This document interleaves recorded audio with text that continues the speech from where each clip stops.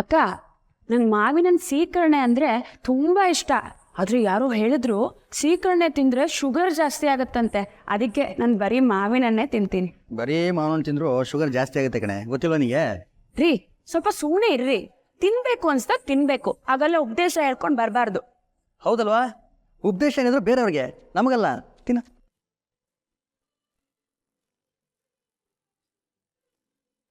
ವಾವಮ್ಮ, ಮಾವಿನ ತುಂಬ ಸ್ವೀಟ್ ಆಗಿದೆ. ಅಯ್ಯೋ ಹೌದಾ, ನನಗೆ ಕೊಟ್ಟಿರೋದು ಸ್ವಲ್ಪ ಹುಳಿಯಾಗಿತ್ತು, ಸರಿಯಾಗಿ ಹಣ್ಣಾಗಿರ್ಲಿಲ್ಲ ಅನ್ಸುತ್ತೆ. ಅಯ್ಯೋ, ಕೈಲಾಸ ಕರ್ಕೊಂಡೋದ್ರು ಕೊಂಕ್ ಕುಡ್ಕೋದು ಬಿಡೋದಿಲ್ಲ ನೀನು. ಸುಮ್ಮನೆ ತಿನ್ನಕ್ಕೆ ಬರೋಲ್ಲ ನಿಂಗೆ? ನೀವು ಸುಮ್ಮನೆ ಇರ್ರಿ. ಅಮ್ಮ, ಅದೇನದು ಇದಕ್ಕಿದಾಗೆ ಮಾವಿನ ಹಣ್ಣು ತೊಗೊಂಬಂದ್ಬಿಟ್ಟಿದ್ಯಾ?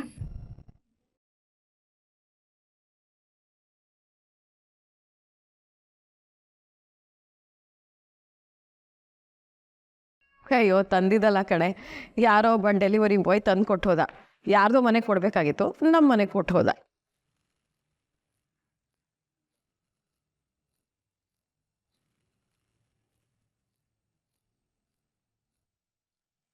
ಅಮ್ಮ, ರಾಜ್ಗೂ ಮಾವಿನ ಹಣ್ಣು ಅಂದರೆ ತುಂಬ ಇಷ್ಟ ಅಲ್ವಾ?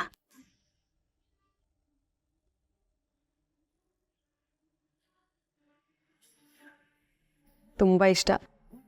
ಆದರೆ ಏನು ಮಾಡೋದು, ಅವನು ಎಲ್ಲಿದ್ದಾನೋ ಅಲ್ಲಿ ತಿಂತಾ ಇದ್ದಾನೆ ಅಂತ ಅನ್ಕೋಬೇಕು. ಆದರೆ ಎಲ್ಲಿದಾನೋ ಏನೋ, ಅವನಿಗಿದೆಲ್ಲ ಸಿಗತ್ತೋ ಇಲ್ವೋ? ಮಾವಿನ ಹಣ್ಣಿದ್ರೂ ತಗೊಳಕ್ ಮನ್ಸಾಗತ್ತೋ ಇಲ್ವೋ? ನಮ್ಮನ್ನೆಲ್ಲ ಬಿಟ್ಟು ತಿನ್ನೋ ಆಸೆ ಆಗುತ್ತೋ ಇಲ್ವೋ? ಹಾಗೆಲ್ಲ ಏನೇನು ಕಲ್ಪಿಸ್ಕೋಬಾರ್ದು ಅಮ್ಮು. ಹಾಗನ್ಕೊಂಡ್ರೆ ಬೇಜಾರಾಗತ್ತೆ. ನಿಜ ಹೇಳಮ್ಮು, ಮೊದಲನೇ ಸತಿ ನನಗೆ ರಾಜ್ ಚೆನ್ನಾಗಿದ್ದಾನೆ ಅಂತ ಅನ್ನಿಸ್ತಾ ಇದೆ.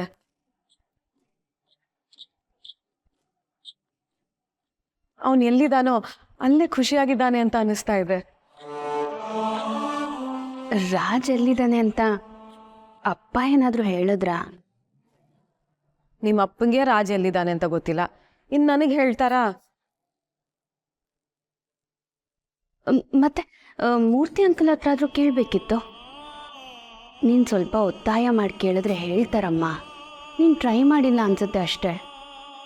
ಅಯ್ಯೋ ಅಮ್ಮು, ನಾನು ಎಷ್ಟು ಸತಿ ಕೇಳಿದ್ದೀನಿ, ಮೂರ್ತಿ ಹೇಳಲ್ಲ. ಅತ್ತಿಗೆ ಇದೊಂದು ವಿಷಯ ಮಾತ್ರ ಕೇಳಬೇಡಿ ಅಂತಾನೆ ಹೇಳ್ತಾರೆ. ನೀನು ಅಪ್ಪನ ಎದುರುಗಡೆ ಕೇಳಿದ್ಯಾ, ಅದಕ್ಕೆ ಅವ್ರು ಹೇಳಿಲ್ಲ. ಅಪ್ಪ ಇಲ್ದೇ ಇರಬೇಕಾದ್ರೆ ಕೇಳಿ ನೋಡು, ಹೇಳಿದ್ರು ಹೇಳ್ಬೋದು.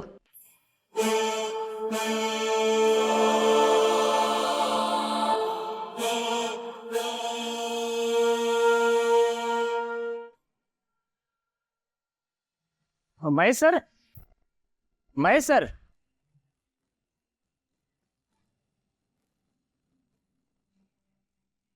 ಏನ್ ರಾಜಲಕ್ಷ್ಮಿ ಸಮಾಚಾರ? ಎಲ್ಲ ಅರೇಂಜ್ಮೆಂಟ್ ಒಂದು ಹಂತಕ್ಕಾಗಿದೆ, ಮೆನು ಒಂದು ಫೈನಲ್ ಆಗಬೇಕು. ಹೇಗಿದ್ರು ನಮ್ಮ ಭಟ್ರ ಫ್ಯಾಮಿಲಿ ಇಲ್ಲೇ ಇದ್ದಾರಲ್ಲ, ನೀವು ಅಂದ್ಬಿಡಿ, ಅದು ಫೈನಲ್ ಮಾಡ್ಬಿಡೋಣ. ರಾಜಲಕ್ಷ್ಮಿ ಈ ಭಟ್ರ ಕೈಲಿ ಮಾಡ್ಸದ? ಅವ್ರಿಗೂ ನನಗೂ ಅಷ್ಟಕ್ಕಷ್ಟೇ. ಆಮೇಲೆ ಉಪ್ಪಕ್ಕ ಜಾಗದಲ್ಲಿ ಸಕ್ಕರೆ ಹಾಕ್ಬಿಟ್ರೆ, ಸಕ್ಕರೆ ಹಾಕೋ ಜಾಗದಲ್ಲಿ ಹುಳಿ ಹಿಂಡ್ಬಿಟ್ರೆ ನಾನೇನು ಮಾಡಲಿ? ಮಹೇಶ್ ಸರ್, ಅದ್ರ ಬಗ್ಗೆ ತಲೆ ಕೆಡಿಸ್ಕೋಬೇಡಿ. ಅಡುಗೆ ವಿಷಯ ಬಂದರೆ ಅವ್ರು ತುಂಬ ಪ್ರೊಫೆಷ್ನಲ್, ಸೂಪರಾಗಿ ಮಾಡ್ತಾರೆ. ಅದು ಅಲ್ಲದೆ ನಿಮ್ಮ ಬಜೆಟಲ್ಲೇ ಆಗತ್ತೆ, ಅವ್ರ ಕೆಲೆ ಮಾಡ್ಸೋಣ. ಅವ್ರನ್ನ ಹಾಕ್ಕೊಂಡ್ರೆ ಕಾಸು ಕಡಿಮೆ ಆಗುತ್ತೆ ಅಂತೀಯ ರಾಜಲಕ್ಷ್ಮಿ?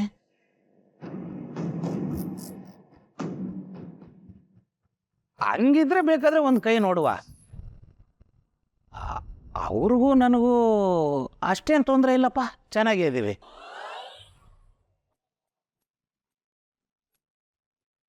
ಸವಿತಕ್ಕ ಬನ್ನಿಲ್ಲಿ. ಲಂಚಿಗೆ ನಾನು ರೆಡಿ ಮಾಡಿರೋ ಮೆನು ಹೇಳ್ತೀನಿ, ನಿಮ್ಮ ಸಜೆಷನ್ ಕೊಡಿ. ರೆಗ್ಯುಲರ್ ಐಟಮ್ ಅಂತೂ ನಿಮ್ಗೆ ಗೊತ್ತೇ ಇದೆ, ಹುಳಿ ರಸಂ ಅನ್ನ, ಇದನ್ನಂತೂ ನಾನು ಹೇಳಲ್ಲ. ಅದ್ರ ಜೊತೆಗೆ ಪೂರಿ ಬಾಜಿ. ಆದರೆ ಅದು ಎಲ್ರಿಗೂ ಇಷ್ಟ ಆಗಲ್ಲ, ಅಂಥವ್ರಿಗೆ ಕುಲ್ಚಾ ಮತ್ತು ವೆಜ್ ಕುರ್ಮಾ ಇರಲಿ.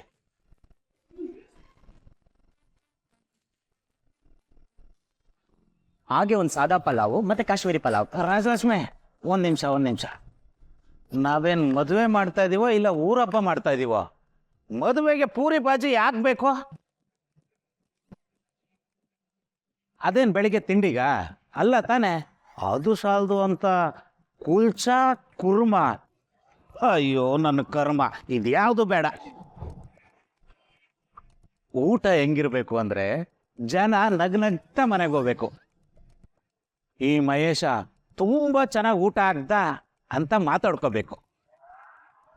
ಮಹೇಶಣ್ಣ, ಜನ ಮಾತಾಡ್ಕೋಬೇಕು ಅಂದ್ರೆ ಊಟದಲ್ಲಿ ವೆರೈಟಿ ಇರಬೇಕಲ್ವಾ?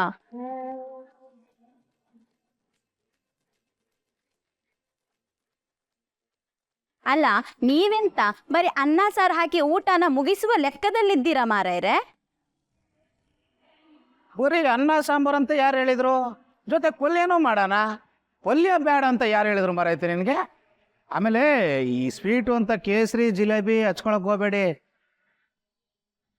ಅಕ್ಕಿ ಪಾಯಸ ಮಾಡೋಣ, ಸಖತ್ತಾಗಿರುತ್ತೆ, ಆರೋಗ್ಯಕ್ಕೂ ಒಳ್ಳೇದು.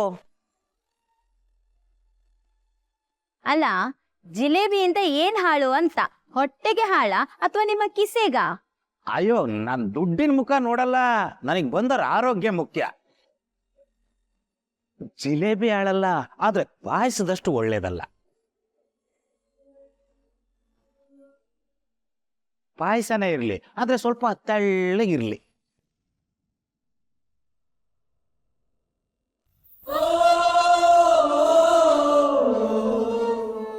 ಅರೆ ಆಹಾರದವ್ರು ಅಲ್ಲೇ ನಿಂತಿದ್ದೀರಾ? ನಿಮ್ಗೇನೋ ಐಟಮ್ ಬೇಕಿದ್ರೆ ಹೇಳಿ, ಮೆನುಲ್ ಆಡ್ ಮಾಡೋಣ.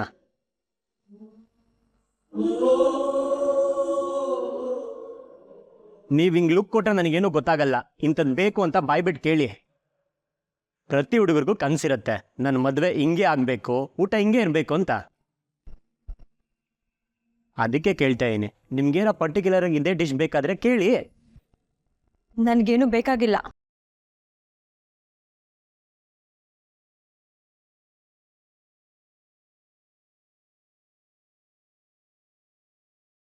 ಸರಿ, ಹಾಗಾದ್ರೆ ಇದೇ ಮೆನು ಫಿಕ್ಸ್. ಒಂದು ಊಟಕ್ಕೆ ಎಷ್ಟಾಗ್ಬೋದು? ದುಡ್ಡು ಕಾಸೆಲ್ಲ ನೀವೇ ಮಾತಾಡ್ಬೇಕು ಮಹೇಶ್ ಸರ್, ಇದಕ್ಕೆಲ್ಲ ನಾನು ಇನ್ವಾಲ್ವ್ ಆಗಲ್ಲ. ಅದು ಸರಿನೇ, ಎಷ್ಟಾಗ್ಬೋದು? ಅದು ಅವರ ಹತ್ತಿರ ಕೇಳಬೇಕು. ಅವರು ಎಲ್ಲಿದ್ದಾರೆ? ಅವರ ಮನೆಯಲ್ಲಿದ್ದಾರೆ. ಹಾಗಾದ್ರೆ ಬನ್ನಿ.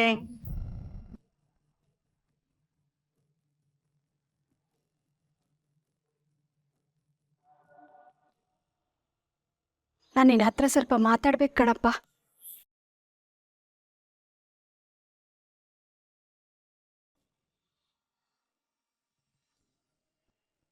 ಏನಂಟಿ, ಏನೋ ಮಾತಾಡ್ಬೇಕಂತ ಹೇಳಿದ್ರಿ? ಏನಪ್ಪ, ನೀನು ಏನ್ ಮಾಡ್ತಿದೀಯ ಅಂತ ನಿನಗೆ ಅರ್ಥ ಆಗ್ತಾ ಇಲ್ವಾ? ಯಾಕಂಟಿ, ಏನಾಯ್ತು? ಪಾಪ ನಮ್ಮ ಆರಾಧ್ನ, ಅವಳ ಜೀವನದಲ್ಲಿ ಎಲ್ಲರೂ ಆಟ ಆಡ್ತಿದ್ದಾರೆ. ಈಗ ಅವ್ರ ಜೊತೆ ನೀನು ಸೇರ್ಕೊಂಡ್ಬಿಟ್ಟಿಯಲ್ಲಪ್ಪ. ನಾನೇನ್ ಮಾಡಿದೆ? ನಿನ್ನ ಹತ್ರ ಏನಪ್ಪ ಮುಚ್ಚಿಡೋದು? ಆರಾಧ್ ನಂಗೆ ಈ ಮದ್ವೆ ಇಷ್ಟ ಇಲ್ಲ.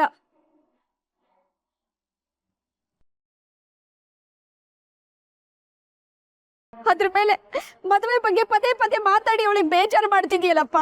ಇದೊಳ್ಳೆ ಕಥೆ ಆಯ್ತು ಆಂಟಿ. ಒಟ್ಟಾರದಲ್ಲಿ ಎಲ್ಲರೂ ಮದುವೆ ವಿಷಯ ಮಾತಾಡ್ತಿದ್ದಾರೆ, ನಾನ್ ಮಾತಾಡಿದ್ರೆ ಮಾತ್ರ ಹೇಗೆ ತಪ್ಪಾಗತ್ತೆ? ಅಷ್ಟಕ್ಕೂ ಮಹೇಶ್ ಸರ್ ನನಗೆ ಗೊತ್ತು, ಅವಳು ಮದುವೆ ಮಾಡಿಸೋದಕ್ಕೆ ನೀನು ಇವ್ರಿಗೆ ಸಹಾಯ ಮಾಡ್ತಿದೀಯ ಅಂತ ನನಗೆ ಚೆನ್ನಾಗಿ ಗೊತ್ತು. ಇತ್ತೀಚೆಗೆ ಅವಳ ಜೊತೆ ಹೆಚ್ಚು ಓಡಾಡ್ತಿದ್ದೆ ಅಲ್ವಾ ನೀನು?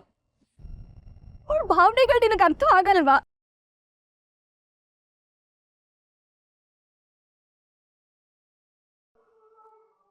ಆಂಟಿ, ನೀವು ಬೇಜಾರು ಮಾಡ್ಕೋಬೇಡಿ. ಲೈಫಲ್ಲಿ ಯಾವತ್ತೂ ಅಲೆಗಳ ವಿರುದ್ಧ ಹೋಗಬಾರ್ದು.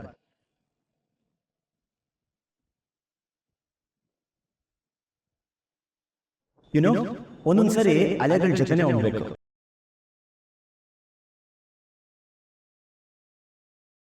ನಿನ್ನೆ ನೋಡಿ ಭರವಸೆ ಕಳ್ಕೋಬಾರ್ದಮ್ಮ. ನೀವು ಅಲೆಯ ಎದುರಿಗೆ ಸಾಗೋದಕ್ಕೆ ಪ್ರಯತ್ನ ಪಡ್ತಾ ಇದ್ದೀರಾ. ಅದಕ್ಕೆ ಈ ಒದ್ದಾಟ, ಅಲೆಯ ಜೊತೆಯನ್ನೇ ಹೋಗೋದನ್ನ ಕಲೀರಿ, ಜೀವನ ಸರಿ ಸಾಗತ್ತೆ. ಈ ಮಾತನ್ನ ನಿನಗೆ ಯಾರು ಹೇಳಿದ್ದು? ಯಾರು ಹೇಳ್ತಾರ ಆಂಟಿ? ಇತ್ತೀಚೆಗೆ ನನ್ನ ಲೈಫಲ್ಲಿ ಆಗ್ತಿಲ್ಲ ಘಟನೆಗಳು, ಆ ಎಕ್ಸ್ಪೀರಿಯನ್ಸು. ಹೌದಂಟಿ, ನೀವು ನನ್ನ ಹತ್ರ ಯಾಕೆ ಇದ್ರ ಬಗ್ಗೆ ಮಾತಾಡ್ತಾ ಇದ್ದೀರಾ? ಏನಿಲ್ಲ, ಏನೂ ಇಲ್ಲ. ನೋಡಪ್ಪ, ನಮ್ಮ ಆರಾಧನಾ ಜೀವನದಲ್ಲಿ ತುಂಬ ನೊಂದಿದ್ದಾಳೆ. ಚಿಕ್ಕ ವಯಸ್ಸಲ್ಲೇ ಮನೆ ಜವಾಬ್ದಾರಿ ಹೊತ್ತು ಪಡಬಾರದು ಕಷ್ಟಪಟ್ಟಿದ್ದಾಳೆ. ಈ ಮದುವೆ ಏನಾದರೂ ಆಗ್ಬಿಟ್ರೆ ಅವಳ ಜೀವನ ಸರ್ವನಾಶ ಆಗೋಗ್ಬಿಡುತ್ತಪ್ಪ. ಆಂಟಿ, ನಿಮ್ಮ ಕಷ್ಟ ನನಗೆ ಅರ್ಥ ಆಗತ್ತೆ. ಆದರೆ ನಿಮ್ಮ ಮಗಳೇ ಈ ಮದುವೆಗೆ ಒಪ್ಕೊಂಡಿದಾರಲ್ಲ. ತಾಯಿಯಾಗಿ ಅವಳ ಜೀವನ ಚೆನ್ನಾಗಿರ್ಬೇಕು ಅಂತ ಆಸೆ ಪಡ್ತಾ ಇದ್ದೀನಿ. ಇದು ತಪ್ಪ? ನನ್ನ ಕಷ್ಟ ಅರ್ಥ ಆಗ್ತಿಲ್ವಾ? ನೀನೇನ ರಾಜನ?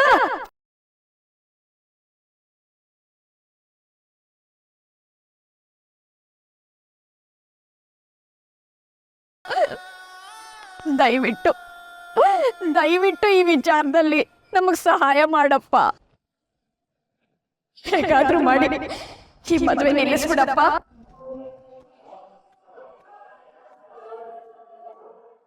ಆಂಟಿ, ನೀವು ಹೆದರ್ಕೋಬೇಡಿ, ಈ ಮದುವೆ ನಡೆಯಲ್ಲ. ನೀವು ನೆಮ್ಮದಿಯಾಗಿರಿ.